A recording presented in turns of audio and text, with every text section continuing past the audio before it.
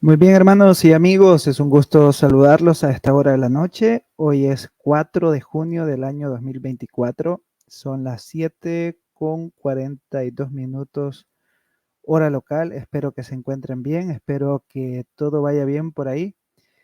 He decidido hacer esta transmisión brevemente, a lo mejor unos 20 minutos, espero no pasar de ese tiempo, para hablar un poco sobre lo que viene siendo el método alegórico. Este método que a lo mejor para algunos es conocido, para otros es una cosa nueva, un asunto nuevo.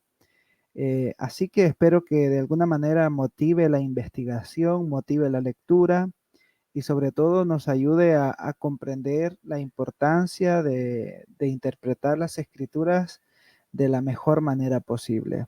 Antes de todo, quiero agradecer por el apoyo que ustedes dan a estos videos con su like o con su reacción. La verdad es que únicamente a través de sus interacciones es como esto puede llegar hacia otras personas. Recuerden que lo único que hacemos es tratar de compartir un poco con ustedes para motivarlos a investigar sobre estos temas, a conocer un poco más y a tener una visión más clara de lo que es pues el proceso de estudiar las escrituras. Bien, así que creo que ya estamos transmitiendo en vivo, creo que el audio está funcionando bien. No vamos a tomarnos más tiempo en esto.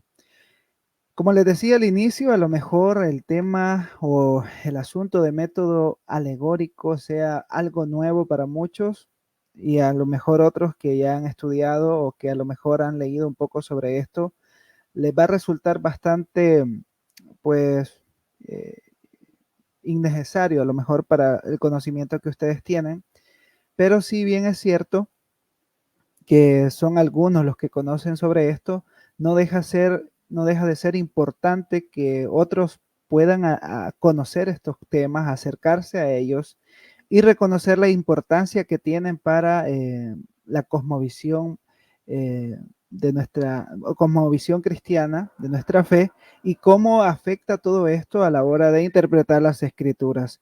Así que hoy vamos a acercarnos un poco a esto. No es un estudio profundo y muy amplio, sino simplemente viene siendo un breve acercamiento al tema. Dicho esto, vayamos allá. Solo permítanme que estoy verificando algo aquí.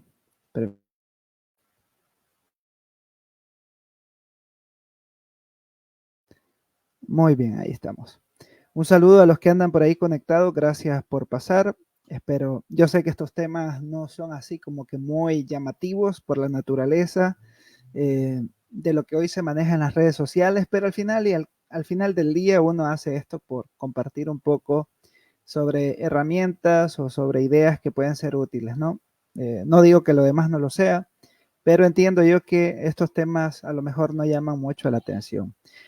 Bien, José Martínez es un autor que ha escrito una obra llamada así, Hermenéutica Bíblica. Es una obra bastante amplia, clásica, es una introducción a lo que viene siendo la hermenéutica y define la alegoría como una ficción mediante la cual una cosa representa o simboliza otra distinta. Entonces el método alegórico como tal dentro del proceso interpretativo es que yo tomo algo de un texto y asumo que este algo o esta persona o este personaje representa algo más, que posee una verdad profunda, que posee eh, un significado oculto y que debo descifrarlo ya sea mediante una revelación espiritual, mediante el análisis o diferentes formas de supuestamente decodificar este significado. Pero veamos un poco su historia.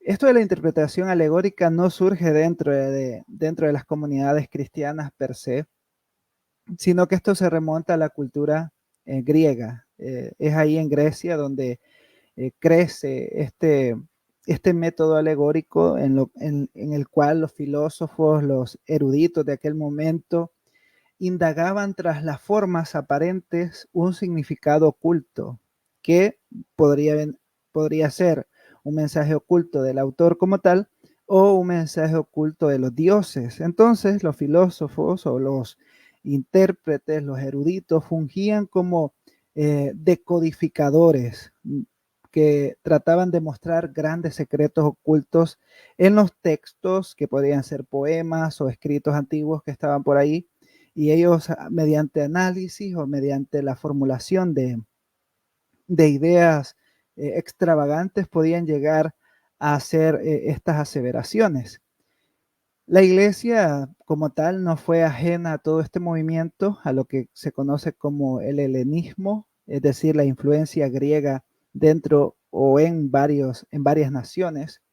Y esto llegó primero a los judíos, lógicamente, y encontramos ahí a dos grandes proponentes del alegorismo, como lo fueron Aristóbulo y Filón, que fueron reconocidos en el judaísmo del siglo segundo como alegoristas, es decir, ellos reinterpretaban algunos textos para sacar un significado oculto.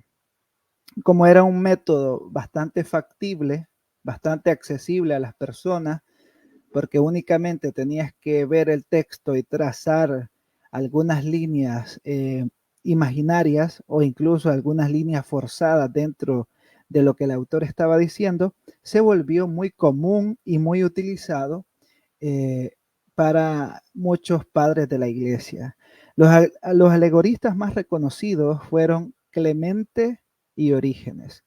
De hecho, Orígenes se le conoce, bueno, leía por ahí que se le conoce como el padre de la alegoría cristiana. Habría que revisar ese dato, pero sí, Orígenes hace una reinterpretación del libro de Génesis, especialmente el relato de la creación. Hay una alegoría muy famosa de parte de él. Y todos estos padres de la iglesia que fueron influenciados o que percibieron que este método era una buena manera de encontrar un significado oculto, eh, proporcionaban ellos a sus oyentes, a sus seguidores, esta forma de escuchar y de leer el texto.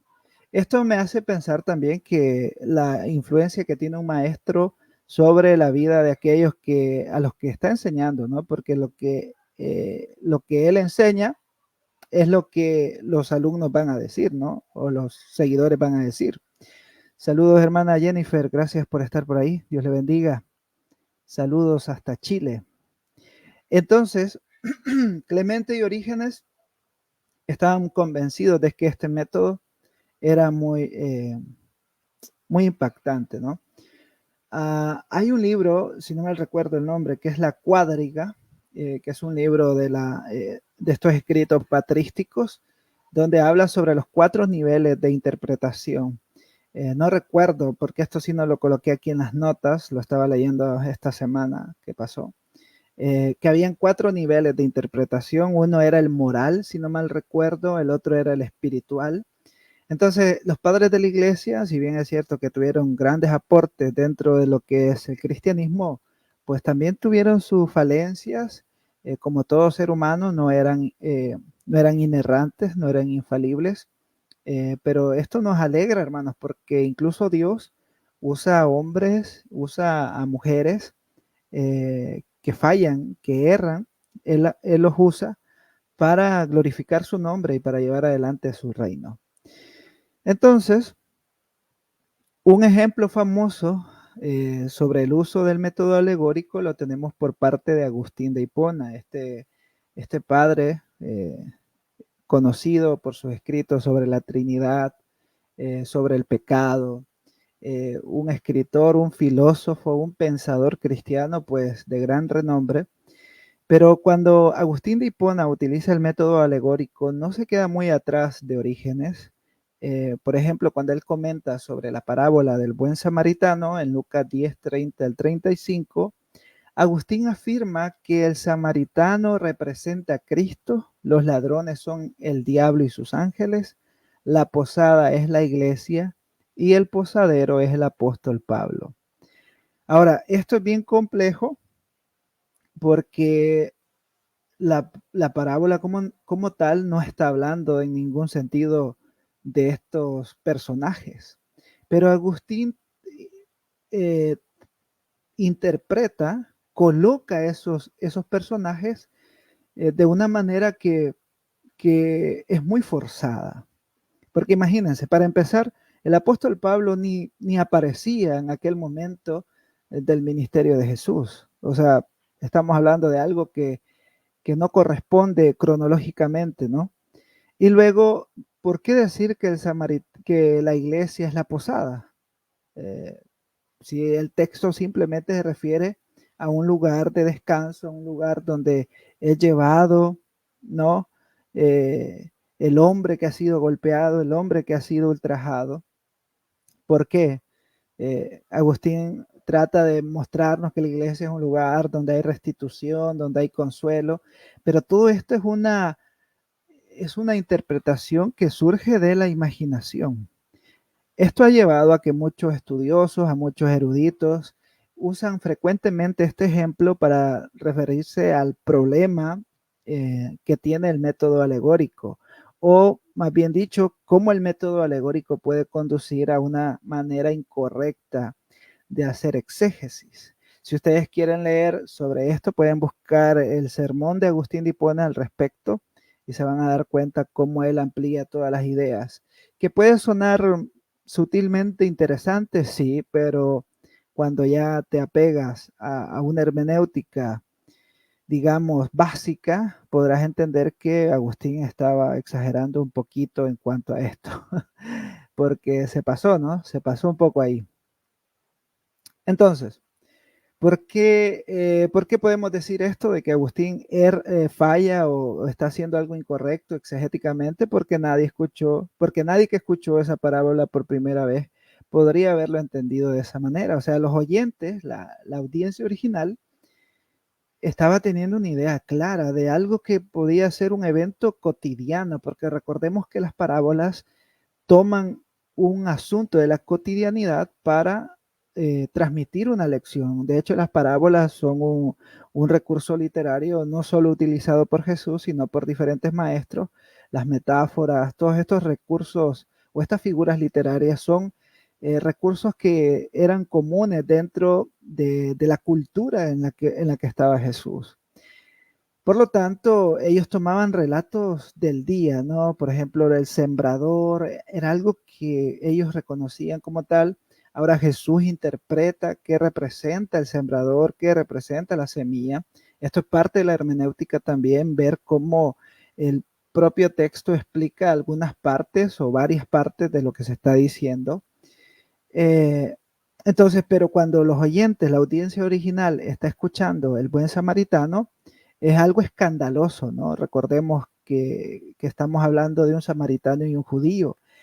Hay algo escandaloso ahí, pero no precisamente porque se está haciendo una representación de la iglesia o de Pablo, sino por el alcance que Jesús está teniendo con este concepto que está transmitiendo. Entonces Pablo aún no se había convertido al cristianismo cuando Jesús contó la parábola y probablemente nadie que escuchaba a Jesús sabía quién era Pablo, solo para dar una razón por la que sabemos esto. Así que falló Agustín de Hipona aquí. Sí, pues falló. Y eso pues no está mal decirlo, de hecho nos ayuda, nos hace bien ver que eh, pues aquellas grandes mentes también fallaron y eso nos da consuelo de que el único que no falla, el único que es inerrante en cuanto a lo que dice, el único infalible es nuestro Señor Jesucristo, es Dios mismo que se ha revelado a través del Hijo. Bien, teniendo este background, este trasfondo bastante breve, escueto, sobre lo que viene siendo la historia o el desarrollo histórico del método alegórico, esto nos lleva a considerar algunas fuentes que ustedes pueden consultar, ya que, por supuesto, no es una clase completa la que venimos a dar acá, sino simplemente pequeños datos ahí que ustedes pueden consultar después. Les recomiendo mucho o considero que es útil este artículo escrito ya hace, pues miren ustedes la fecha, en 1911, pero que a pesar de su antigüedad mantiene cierta utilidad y es un artículo en el journal, se llama El Mundo Bíblico, en septiembre de 1911. Eh, es un artículo llamado Interpretación de la Biblia por los padres. Aquí se hacen algunas menciones de las características de lo que los padres, de la concepción interpretativa de los padres. Así que pueden buscar este artículo. Está en inglés, lamentablemente, pero ahora con la inteligencia artificial ustedes pueden traducirlo de manera pues bastante fiable, ¿no? Y luego tenemos este libro, Leyendo las Escrituras con los Padres de la Iglesia, de Christopher Hall, publicado por InterVarsity Press. Es un libro muy bueno que nos acerca a conocer tanto la escuela de Antioquía como la escuela de Alejandría, y nos hace ver cómo se leía, o por lo menos cómo se acercaban los padres de la iglesia dentro de sus escritos a la propia escritura. Entonces es un libro que forma parte de una serie de libros, valga la redundancia, donde se abordan temas eclesiásticos, de vida cristiana. Así que yo les animo a que puedan conseguirse este libro. Sí, que yo sepa, solamente está en inglés. A lo mejor está en portugués, pero la verdad es que sí va a ser bastante bueno que lo tengan por ahí. Yo lo tengo aquí, por acá está en este desorden que tengo, pero es un libro bastante bueno. A mí me ayudó a entender bastante las distinciones entre la escuela de Alejandría y la escuela de Antioquía, y pues el acercamiento exegético que hacían los padres sobre algunos pasajes.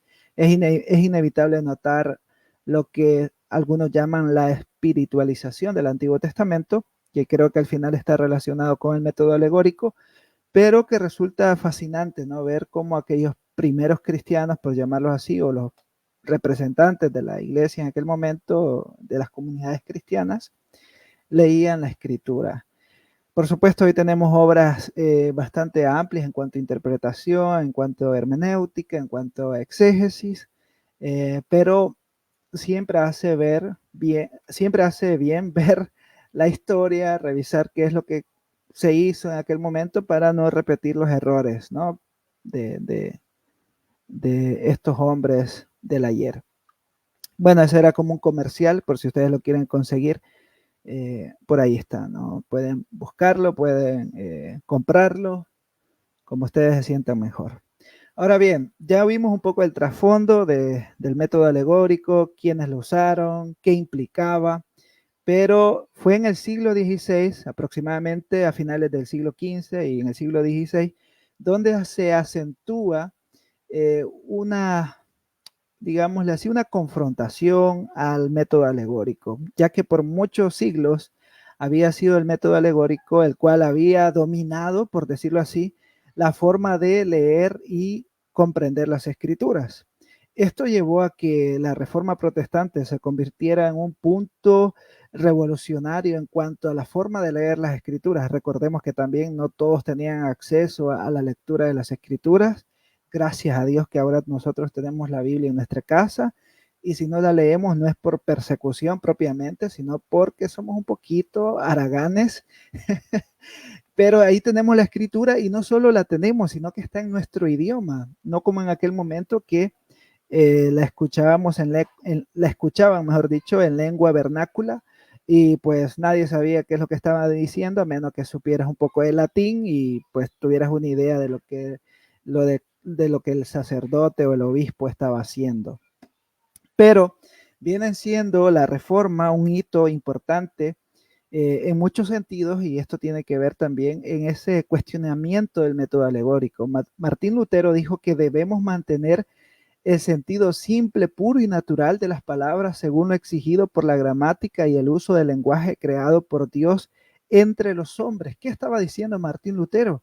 Que no deberíamos colocar sobre el texto un significado que no está claramente explícito, porque la Reforma hizo ver, entre muchas cosas, que la interpretación de la Iglesia romana acuñaba o permitía ciertas prácticas que no estaban claras o demostradas por la Escritura. Así que el reformador o los reformadores notaron que el grave problema del método alegórico es que el texto puede significar lo que el alegorizador quiera. Esto es un principio muy importante y lo voy a subrayar por acá, lo voy a marcar, que el texto puede significar lo que el alegorizador quiera. Y esto tengámoslo en mente porque más adelante lo vamos a ocupar, lo vamos a necesitar, esta idea muy, muy buena, ¿no? Saludos, Fred Mendoza. Perdonen, no había sus comentarios. Saludos, espero que esté bien, hermano. Dice Ismar, es la interpretación alegórica de un enemigo al estudiar el texto de la forma correcta. Más que un enemigo, podría ser un obstáculo. Podría ser un obstáculo si no sabemos manejarlo. Eh, Más adelante, ya casi nos acercamos a esto, pero sí, puede ser un obstáculo, realmente.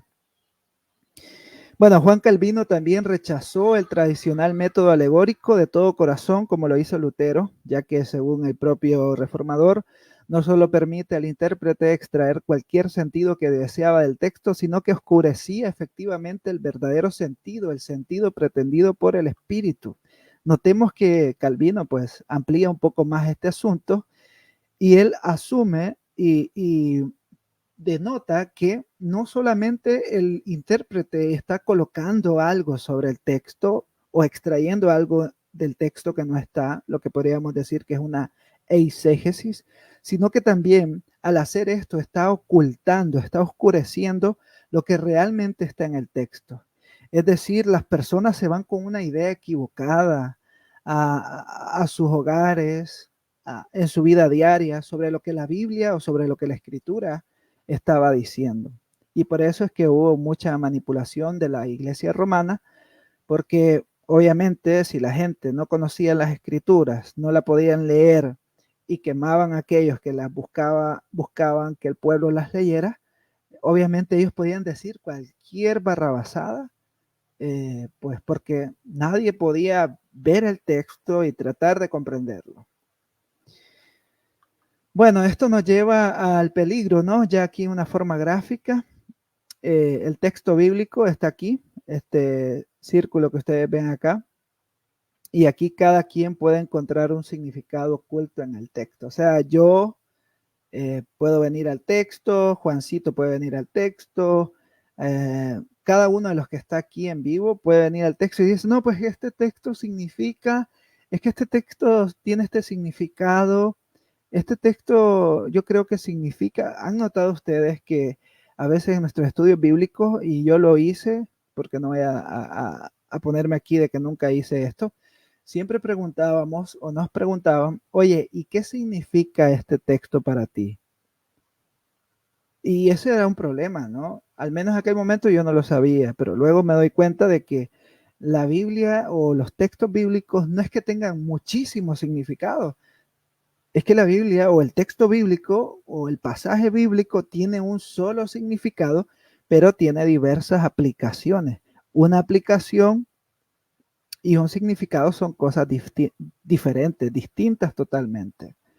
Entonces, ¿qué ocurría en su momento? Pues creíamos que todo texto tenía un significado. Ahora, bien, esto no se ha quitado de nuestra jerga de muchos, ¿no? Porque se sigue hablando de esta manera, a lo mejor por desconocimiento. Finalmente, el método alegórico y su uso actual. Aunque el método alegórico ha perdido su fuerza con el paso de los años, del tiempo, hay muchos predicadores o expositores que se aferran a esta forma de interpretar las escrituras.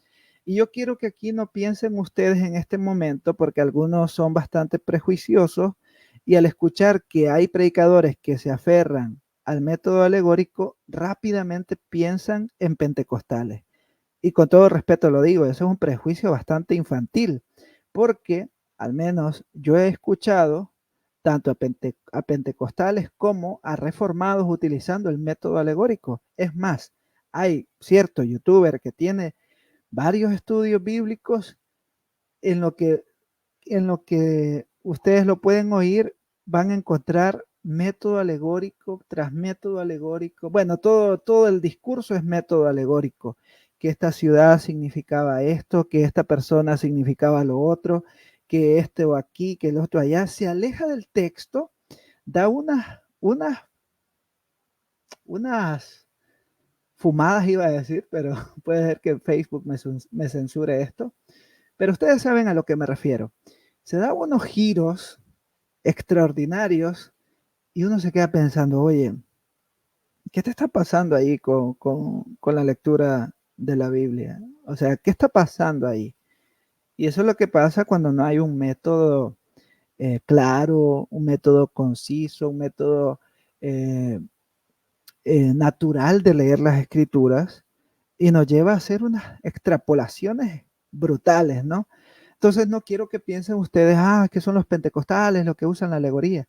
No, hay reformados también que lo usan. Eso no quiere decir que todos sean, tanto de un lado como del otro, sino que, dicho sea de esta manera, hay cualquier clase de expositor, no importando la tradición de fe cristiana, que utilizan el método alegórico buscando significados ocultos y esto hace que la lectura y el estudio se vuelva estresante y se vuelva cansado porque estás por Génesis y te están diciendo que Axafar significa esto, entonces Adán significa lo otro, que sí es cierto, tiene un significado, pero no es que haya un mensaje oculto por ahí, simplemente son nombres que tienen un significado, por supuesto, pero no son pivotes dentro de la narrativa de las escrituras o dentro del género literario, porque esto es muy importante de notarlo. Una de las grandes alteraciones que hace el método alegórico es que no le importa el género literario que se está estudiando.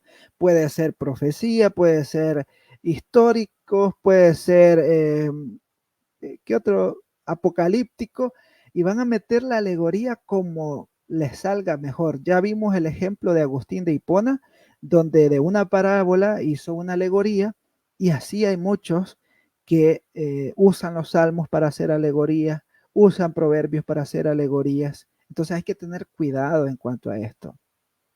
¿Y qué no decir de las genealogías, de los nombres de las ciudades, de los eventos que ocurren? Empiezan a buscar conexiones que se van incluso al hebreo para ver si en el hebreo hay un significado oculto en el griego. Es una cosa que no termina porque están jugando no con lo que el autor tiene en mente, o sea, no están viendo lo que el autor tiene en mente, sino que están alimentando sus propias imaginaciones. Y de esta manera excluyen el texto de su contexto histórico, cultural y gramatical. Porque eso es cierto. Cada texto de la Biblia tiene un contexto histórico, tiene un contexto cultural y un contexto gramatical. Entonces, alguien puede objetar y decirme, bueno, pero mira, en la Biblia hay símbolos. Por supuesto que hay símbolos, pero debemos comprender cómo el símbolo es utilizado dentro del propio texto.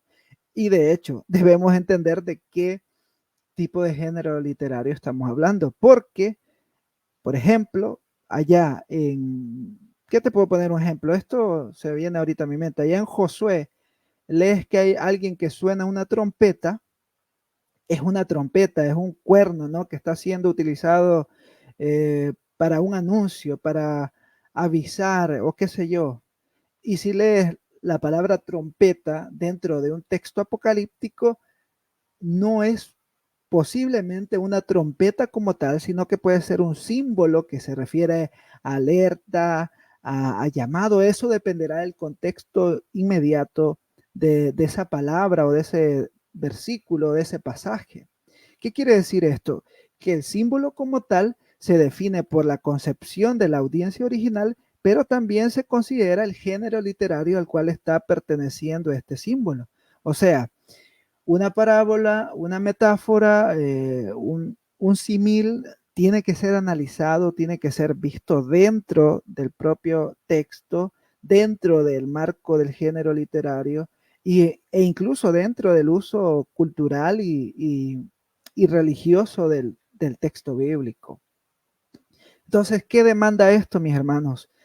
Demanda una preparación exegética, hermenéutica y teológica del predicador.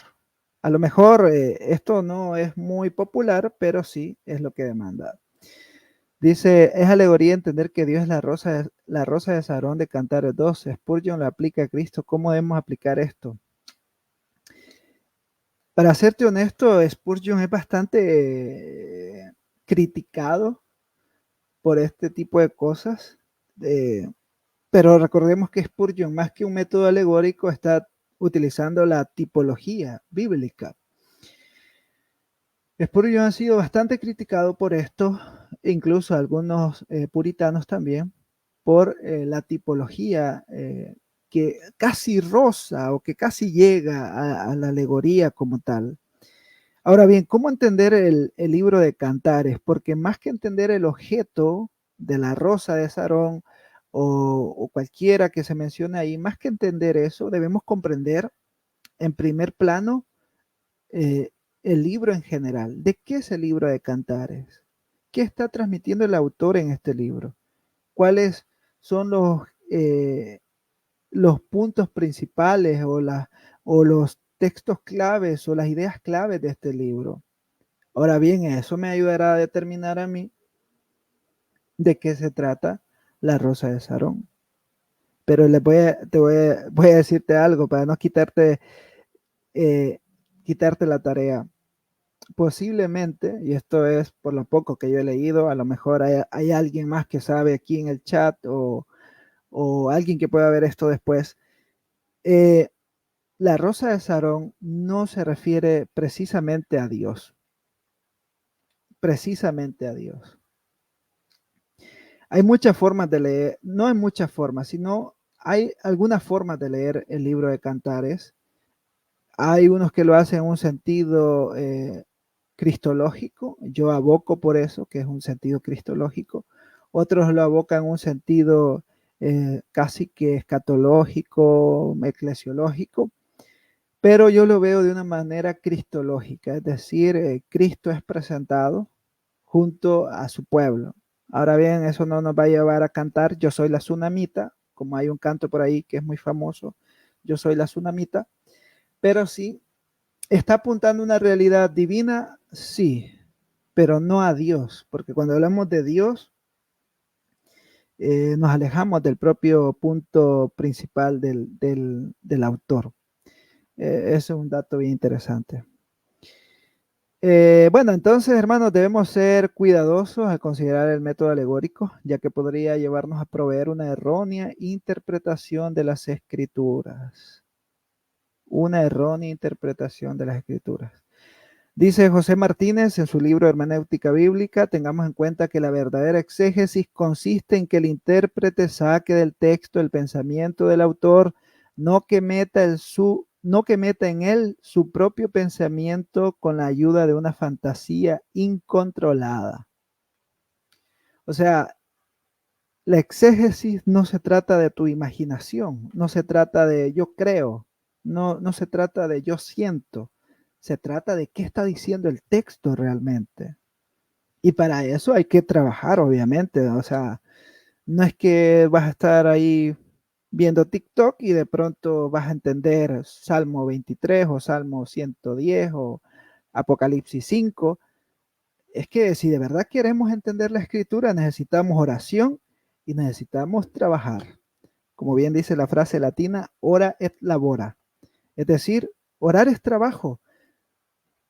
Y parte del trabajo exegético, o sea, orar es parte del trabajo exegético. Y también trabajar, ¿no? O sea, tomar mi Biblia y empezar a leer, a leer, a leer, a subrayar, a hacer notas.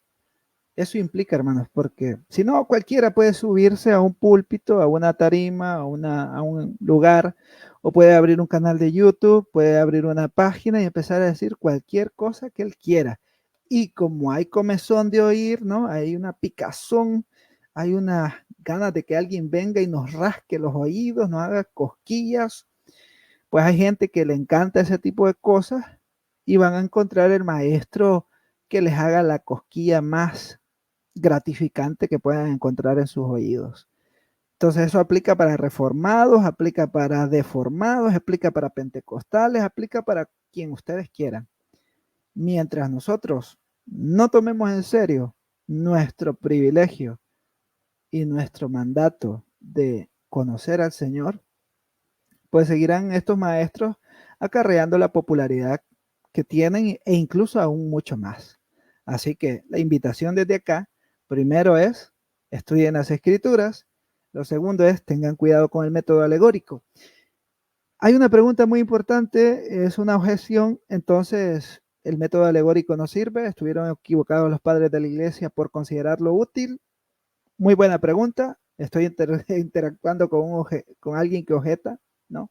Imaginariamente. El método alegórico tiene cierta utilidad en un sentido devocional porque nos permite como aplicar el texto, ¿no? Pero no es que estamos buscando significado, sino que nos ayuda a aplicarlo, ¿no? Mientras la aplicación no se salga de la naturaleza del significado, pues está bien, nos ayuda a comprender. Lo segundo, los padres de la iglesia se equivocaron. Pues en algunos casos sí. ¿Eso los hizo menos cristianos? No, eso los hace hombres igual que nosotros. No tenían superpoderes, no eran omniscientes, eran hombres que estaban intentando, como nosotros lo estamos haciendo, conocer más a nuestro Señor Jesucristo. Bien, eso es lo que les tenía por hoy, hermanos. Así que 36 minutos, 30 minutos quitando la introducción del saludo. ¿Alguna pregunta, comentario que ustedes tengan a los que están por ahí? ¿No están?